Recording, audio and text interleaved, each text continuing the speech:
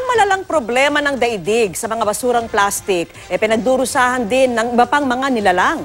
Marami po sa kanila ang napupuruhan sa katawan o kaya'y namamatay dahil sumabit sa o kaya'y nakakain ng plastik.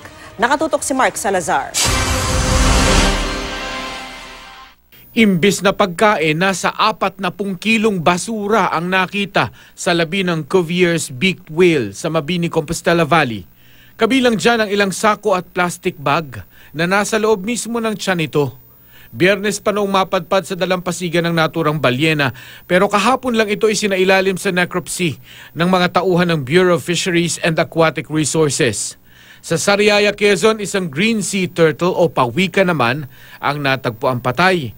Bukod sa tama ng matulis na bagay sa katawan, nakitaan pa ito ng plastik sa lalamunan. Nababahala na ang mga otoridad sa sunod-sunod na pagkamatay ng ilang hayop dahil sa basura.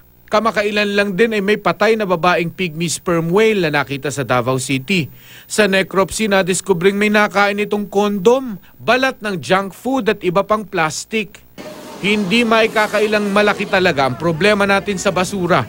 Kaya naman may nauuso ngayong challenge online, ang Trash Tag o Basura Challenge. Ang kailangan lang gawin, pumili lang ng maruming lugar, linisin ito, take a selfie, saka i-post online. Mark Salazar, Nakatutok, 24 Oras.